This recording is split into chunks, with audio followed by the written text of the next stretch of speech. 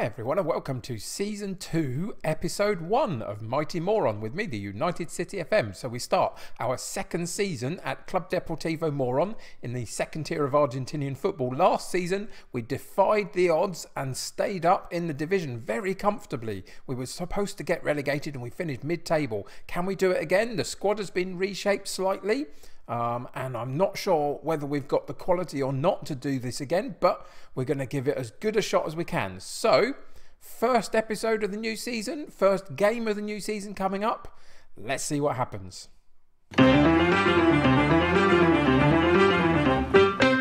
So welcome back to Club Deportivo Moron. It has been an interesting summer. It's been quite difficult in its way, but there's lots of stuff to tell you about today before we get into our first game. And the first thing to say is that we've done some business over the summer that we'll get to in a second.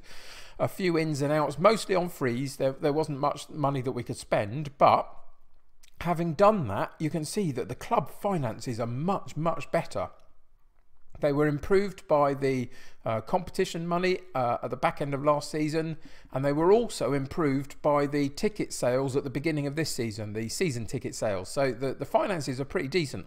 And what it meant more than anything is that our wage budget, we put a lot of transfer stuff into the wage budget, and that has meant that we've tied up some of our better players from last season. Not all of them, some have left the club, but some of them have been able to stay, which is great. At the back end of last season, I wasn't quite sure how many of them we were going to be able to keep, and therefore how we would structure a squad for this season. But we have done it. We were always going to do it somehow. Quite whether the quality is there again to stave off relegation or not, I have no idea. We'll have to keep moving forward and seeing what happens. But yeah, it's been a challenging summer, but one nonetheless that I have got a good squad together, I think, and we are ready and raring to go. So let's go and check out what we actually did in the summer transfer window. So let's first off look at the released players. This is what we did in terms of getting players out of the club. We didn't really sell much. We sold one player, I'll show you in a second, but not for much money. The main ones, we got rid of Ackerman, one of our strikers, who was 40 years old and just physicals had gone. Salva was a decent enough goalkeeper, not brilliant but decent, but he was asking for too much money. Similarly with Mayola, all of these contracts came up and some of them I just decided weren't good enough. Some of like Cortave, for example, I just didn't think was good enough as a central defender. But the others were asking for a little bit too much money for what I wanted to pay for them. And so we decided to part companies. And most of them were in their early 30s. For example, Salva and Mayola were both in their early 30s. And Ackerman was 40. So it was just time to get some new blood into the club, I felt. So that's the reason why these guys left, and a couple of youngsters in there as well. If we go back to all transfers, you can see that we got rid of Alvarez, who was in my reserves last season. He's gone into Rosario Central's reserve, so that seems to be where he fits. You can see he was never going to be good enough for what I wanted. So we got a little bit of money for him. They paid us 73, 145 depending on some add-ons. So that's what we did with any sales from the club. We brought a couple of youngsters up, or not so much youngsters, a couple of reserve players up into our squad this season that I'll show you in a second. But the four that we brought into the club are these four here. So we needed a new goalkeeper, backup goalkeeper to Galvin, because we sold Salva. And Bustillos is the one that we bought in for this. We got him on a free transfer. Again, what you'll notice about all of these players is they've got very, very big gaps in and around their attributes, but they've got some key ones that are decent enough, I hope. And so there's some good goalkeeping skills in there. There's a little bit of a problem in some of his determination and concentration, and there's some reasonably good physicals in there. So this is good as I could find, and that's going to be the theme through all of these. These are as good as I could find for the price point that we had and the reputation level that we're at as well. So Bustillos comes in and will play as a rotation option in the keeping department. We then needed a new central defender because Cortave left, and we brought Dordoni in. Again, 21 years old, so a good prospect. A few gaps in his physicals primarily. I'd like a little bit more pace, but he's got good decisions, okay determination, decent enough positioning, but his main attributes of heading, marking and tackling, I think at this level for a 21-year-old are fairly decent, and I think we've got a reasonably good player here that we can develop further as we progress. So he comes in as one of our central defensive options. We then needed a new left back because Mayola left the club, and it's Sanchez that has come in to fulfill this role. He's not quite as good as Mayola was, but Olivier had usurped Mayola in the pecking order from last season and will continue to be our #1 left back this season. But I think he's reasonable. That's what I would say. 13s in and around the attributes are pretty decent for this level. I think his physicals are all right. His mentals aren't bad. But again, determination's a bit low, maybe work rate's a bit low, but other than that, they're not bad. And then there's some reasonable attributes in his technicals, although I'd like a little bit more crossing if I could get it. Relatively speaking, it's not too bad. For a 30-year-old, brings a little bit of experience in as well, so that's okay by me. So that's Sanchez, who will play in rotation on the left fullback position. And then we also got rid of a couple of other guys. I'm not quite sure why they don't show up on the free transfer list. That confuses me sometimes as to what qualifies as what in these departments. But we got rid of a couple of our deep-lying midfield players. One was on loan, and one I just didn't think was good enough moving forward, and was running his contract down. So anyway, not Sanchez, it's not that one, is it? It's Federico comes in and will be playing as our first choice defensive midfield player. You can see passing, marking, tackling, all very good. Again, I'd like some better mentals potentially in the determination and concentration front, but they're, you know, they are what they are. The positioning's decent, vision's decent, work rate is good, leadership is decent as well, so that's helpful. 22 years old, so there's a little bit of room for improvement, I hope. Physicals are pretty good, I would say, for this level of football. Natural fitness good. 12 pace and stamina is decent for the position I want him to play in. So Federico comes in as one of our defensive midfield options. So those are the players that we brought in from outside the club. If we now go and have a look in our tactics and figure out what we're going to do this season, I'll also introduce you to a couple that we brought up from our reserves. So we've kept the formation and the structure of play from last season. It worked very well for us, and I couldn't find the left-sided player to move this one out and play the more sort of commonplace 4-3-3, as it were, with two wide men. So I've kept the attacking midfield option here because we've got two in the club with the Angel and Bisidas that did well for us last season, so there was no need to change. What I have changed in terms of the possession, we were playing through the middle a lot at the back end of last season, trialling that, but what I found was that they weren't quite specific enough, and it still drifted over to this side a little bit too much. So what I've done this time is move the play out wide right, and even if it doesn't quite go there, it will just drift more centrally and will still stay in this sort of area with the pitch, I hope. That's what we've decided to do so far. If it doesn't work out, we can always change it, but that's the only tactical change that I've made from last season. In terms of personnel, you can see the list here of the current players is mostly from last season. There's a few injuries, etc. around the team. Gomez, one of our central defenders, is out for a little while. What's he got? He's out for 6 days. Stefan, one of our other central defensive options, is out for a couple of weeks. So we're a little bit short in the central defensive partner department today. So Dordoni will get his debut there. Bastillos, you can see the reserve goalkeeper, not on the team sheet. Lilo is one of the defensive midfielders that we've taken out of the starting lineup. He's just 35 years old and his physicals have gone. So I'm trying to get him out of the club, but it's not working out so far. But we've got a couple of other options to play there. He won't get game time. He's just not got the pace, etc. anymore to do anything that I want him to do.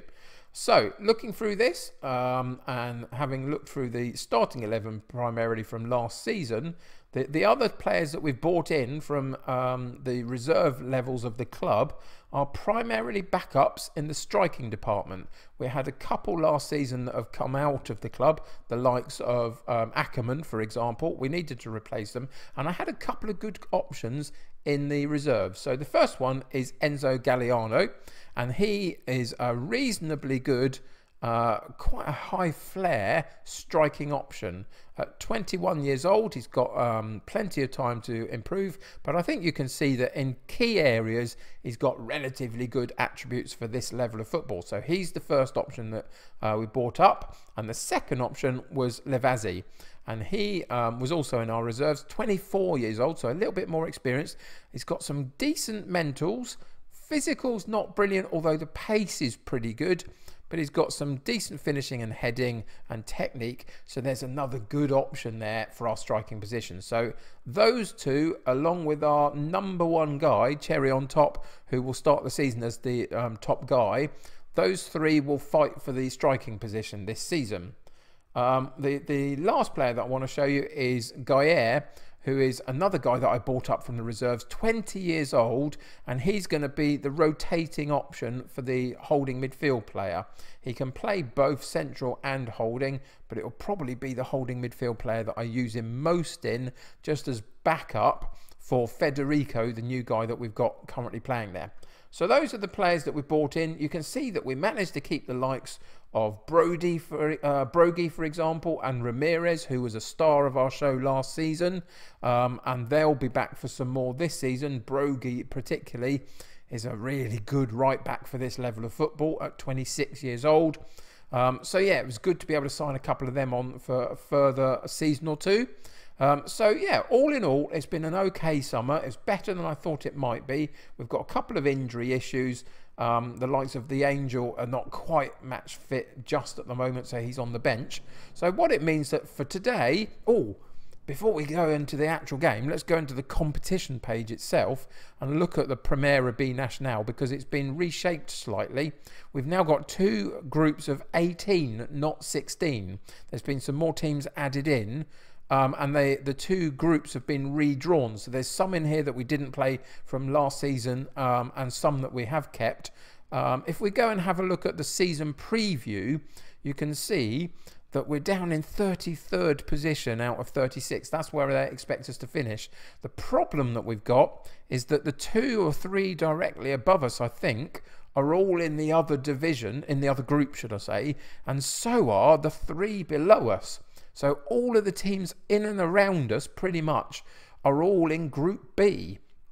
So again, we are recognised as going to finish bottom of Group A. Now, can we reshape that as the season goes and show that last season wasn't a fluke when we finished around 7th, I think it was in the end, in a 16-team group? So that's the sort of thing that we need to do again in a slightly bigger group. If we could finish anywhere between sort of 7th and 10th, somewhere in the top half of the table, I'll be very happy with that this season, considering you have to keep rotating the players in and out in terms of summer transfers, etc. You never quite know what the quality is going to be. So it's going to be a tough season again, but we're going to give it as good a go as we possibly can, and gradually over time we will continue to improve the quality of this side, and hopefully over the next couple of seasons we'll be able to make a real play for getting out of this division at some point. But for now, it's about securing a top half finish if we can. 9th or above would do that. So that's the intention for this season, when potentially they reckon we're going to finish bottom of the table. So anyway, let's go back into the tactics page, and we are going to play our first game against Estudiantes Buenos Aires.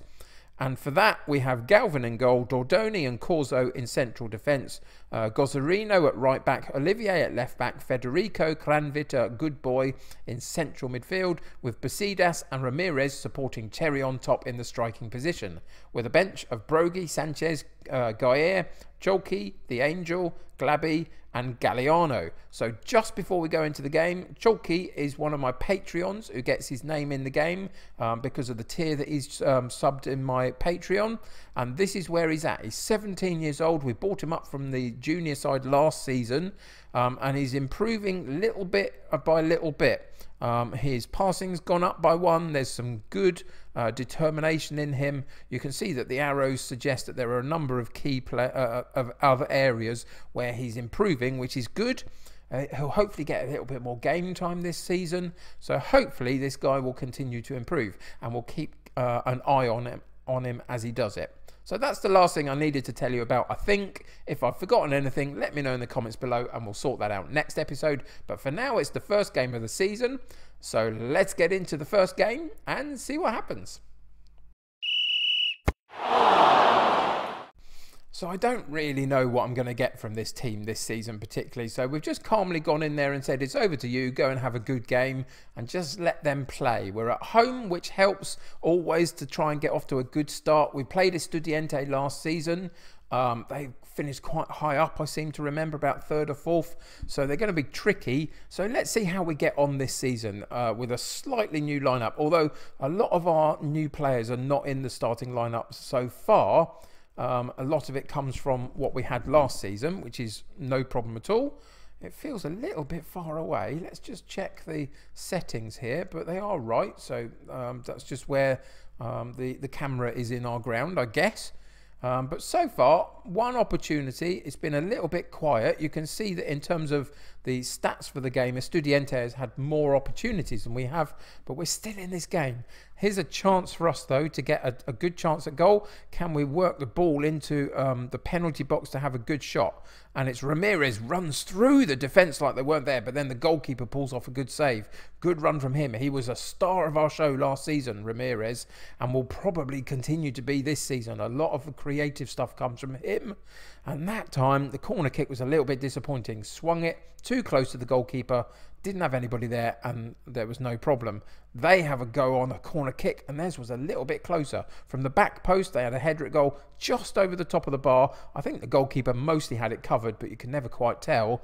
But we've come back into the game a little bit in terms of chances created towards the second half of that first half. You can see that we're a little bit lower in possession. But so far, against a team that I think finished quite high up last season, this is not bad going. I'm not too disappointed with it so far. So let's go into the team talk, and we can be a little bit more buoyant this time around. Let's go passionately and say we're not doing badly at all. If everyone continues to work, we'll win this. I don't want to say that. I think I'll go with I'm pleased with how things are going. Keep it up, and just leave it at that. And that boosts the happiness and the confidence of the players, which is good. And then we'll just go in there and we will encourage the team at this point in the game, and just see if we can get another boost in their productivity. So the goal kick was cleared, and they managed to get the ball, which is slightly disappointing in our sort of midfield defensive area. And they continued to attack us. They've moved it wide right, Gomez from their wide right position, but we get a good foot in Olivier, the left fullback, and then we mess it up royally at the top of the penalty box, give it straight back to them, and they get a chance for the long shot, but it's not quite accurate enough. Olivier did brilliantly, and then we kind of ruined all of his hard work then, didn't we, really? But fortunately, it didn't bite us at all. Again, it's a goal kick for Estudiantes, and again, they've retained possession in midfield back to the goalkeeper. They're keeping the ball as much as they can, so we're not pressing at them too much. There goes the press, but it was too late, really. And they've dominated that long ball again. Their striking option held the ball up very nicely, and they've found it out wide right again. And they got to the byline totally unmarked, really, down the right-hand side. And the header comes in, and it's disappointing from the goalkeeper. And after 67 minutes, we go 1-0 down. And I would say that is really disappointing. They worked it very nicely down the right-hand side. We had nobody on him whatsoever. And there's a good header, but not a great header. And Galvin didn't cover himself in glory at all, did he? And now we're going to have to go and change a few things up in this this lineup and see where we've got some underperforming players. And there's quite a few, isn't there, really? You see, Olivier's got a yellow card and is at 6.5. Gozarino, the fullback on the right-hand side, is 6.4. We've got a 6.3 in midfield and a 6.4 from Basidas. So there's a couple of players out off the starting lineup that have got a little bit of a knock but can play for a few minutes. So Gozarino comes out and Brogy goes back in. Similarly, we're going to take out Basidas and put the Angel in. And then we got one more, and we're going to take Good Boy out, are we? No, we're not. We're going to take Cherry on top because of his nerves and put Galliano in there for a debut for him as well. So those are the changes we're going to make. We're not going to change much of the style of play. It's how I think this team play best, really, in most circumstances. And just for the last few minutes of the game, we're going to shout and demand more and see if we can get something. And we've won the ball, which is good. And we get one chance, maybe, to do something here in the 83rd minute. Brogy on the ball into the Angel, the two subs. Galliano onto Clanvita. And the goalkeeper comes out and narrows the angle and parries the ball away. But those three substitutes, all there, working hard in that particular chance that we created, which is good to see. And a couple of those at least are going to be in our starting lineup moving forward, but just weren't quite fit enough to do it today. But again, it's Estudiante on the ball. We've kept a good shape. We've got men behind the ball, but can we work it so we can actually get a foot in on them and challenge them for the ball? They've run past the fullback on the right-hand side for them, and there's an easy header again, isn't it, really? Defensively, we're going to have to work a lot harder than this. And I think we're missing Gomez, who is normally our central defender. He's out today, so that's a little bit disappointing. But it's been down the right-hand side for them, the left-hand side for us, where, of course, we don't have an attacking player so much. But we do have a reasonable fullback who doesn't seem to have been doing his job particularly well today. Unfortunate, but there we go. They are one of the better sides in the division, though, so it's not totally surprising. But a disappointing 2-0 loss on the opening day of the season at home is never a good thing, is it really? So assertively say, I'm not happy with it, just to make them see that we've got to perform better than that. And hopefully that we will next time. And let's just go briefly in. Oh, where have we gone here? I've come out too early. I didn't want to do that really, but anyway, we'll go through the news feed. Estudiante eased to victory. Federico returns to Argentinian football. And in terms of opening day fixtures, it was a tough one, and we didn't do so well, did really. But ultimately, it's early in the season, and anything can still happen. What we need to do is properly get back into figuring out how to get points on the board as early as we can and giving ourselves something to fight for. We got the two San Martin clubs, San Martin, San Juan and San Martin Tucumán are the two San Martin clubs in our division. Instead of two Estudiantes this season, we got two San Martins, and they come up next, so we'll see if we can get some points from them. What we're going to come back to next game is, I think we're going to come and play All Boys in the middle of September. Give ourselves basically a month to get going, get a few games under our belt, see if we can pick up some points, and we'll be back for the All Boys game and just see what we can do there. Another home match, hopefully that will help us. That's going to basically do it for us today.